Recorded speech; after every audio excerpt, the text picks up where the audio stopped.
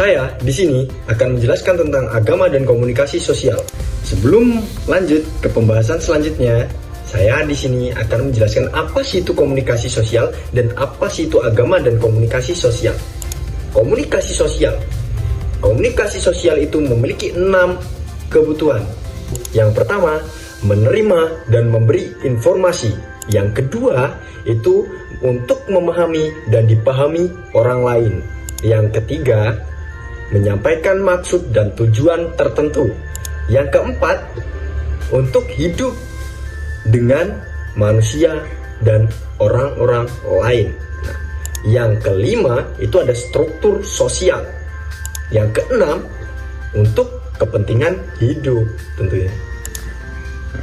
Setelah kita telah mengetahui kebutuhan komunikasi, nah kita akan masuk nih ke teknik dasar komunikasi. Karena apa? Karena ketika kita sudah mengetahui kebutuhan komunikasi, kita harus tahu juga teknik dasarnya itu seperti apa. Teknik dasar dalam komunikasi itu ada 4.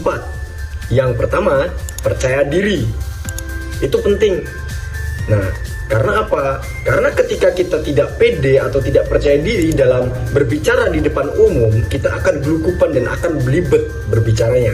Dengan kita berbicara dengan percaya diri, itu kita akan lebih mudah untuk menguasai panggung dan leluasa kita untuk menguasai segalanya dalam berkomunikasi. Untuk yang kedua, itu ada teknik vokal, di mana kapan kita akan menjeda, kapan kita akan mendengarkan, kapan kita akan berhenti untuk berbicara, itu ada temponya. Seperti contoh, saya akan pergi ke pasar. Itu yang salah, contoh yang salah. Karena apa? Karena di situ jedanya terlalu lama dan itu tidak enak untuk didengarkan dan penyampaiannya pun tidak pas. Saya akan pergi ke pasar pagi ini. Nah, itu akan lebih mudah. Itu contoh yang benar.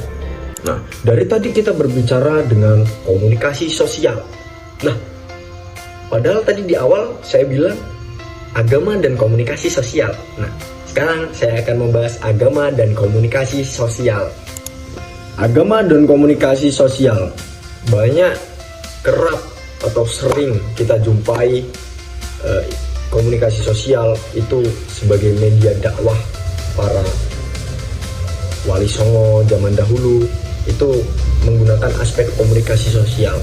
Yang pertama itu kayak menyebarkan ajaran agama dan nilai-nilai agama melalui komunikasi verbal dan non-verbal. Nah, selain itu ada juga pemeliharaan hubungan antara umat beragama melalui komunikasi sosial. Nah, selanjutnya ada pembentukan identitas dan kesadaran agama melalui komunikasi sosial. Nah, lantas apa sih fungsi agama dalam komunikasi sosial? Yang pertama, mengintegrasikan nilai-nilai sosial dan agama. Yang kedua, meningkatkan kesadaran moral dan etika. Yang ketiga, itu membangun solidaritas dan kebersamaan. Yang keempat, mengurangi konflik dan meningkatkan toleransi. Nah, bagaimana sih contoh dari agama dan komunikasi sosial? Nah, simak video berikut ini. صراط الذين أنعمت عليهم غير المغضوب عليهم. Kalau napas pendek berhentinya di sini. Itu lebih bagus secara lafaz dan makna dibandingkan dengan berhenti di alaihim pertama. Siratal ladzina an'amta alaihim ghairil maghdubi alaihim waladdallin.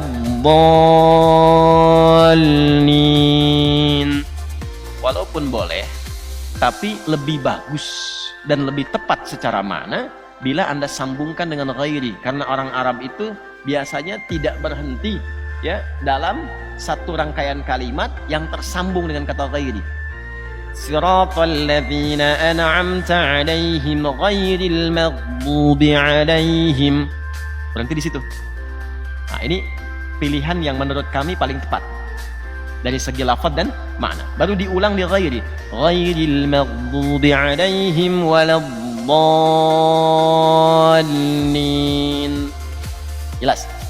Karena sifatnya minta kepada yang baik dan langsung menepikan tanpa jeda dari yang tidak baik. Ya, tanpa jeda, tepikan dari yang tidak baik ya Allah. Kami tidak ingin masuk pada golongan yang terlaknat atau yang tersesat dalam kehidupan. Gak ada jeda.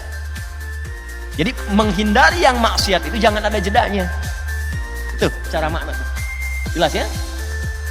Dari video tersebut itu dapat kita jelaskan bahwasannya terdapat bentuk komunikasi dalam agama. Untuk apa? Untuk berceramah seperti yang di video tadi. Nah, lalu komunikasi itu sangat berperan penting. Seperti bentuk-bentuk komunikasi yang disampaikan itu sangat berperan penting. Seperti yang saya sudah jelaskan di awal tadi. Nah, di situ gestur tubuh, lalu ekspresi, lalu penyampaian, cara penyampaian itu sangat berperan penting dalam bentuk komunikasi agama. Nah, agama dan komunikasi sosial ini itu didesain, dibentuk itu untuk seperti berceramah, khotbah, diskusi dan dialog antar agama, ritual dan upacara keagamaan, media sosial. Nah, itu bisa pendidikan agama, itu juga bisa public speaking di depan umum, khotbah seperti itu merupakan bentuk dari komunikasi sosial yang berkaitan dengan agama atau biasa disebut agama dan komunikasi sosial. Sekian dari saya, Muhammad Fatur Rahman. Wassalamualaikum warahmatullahi wabarakatuh.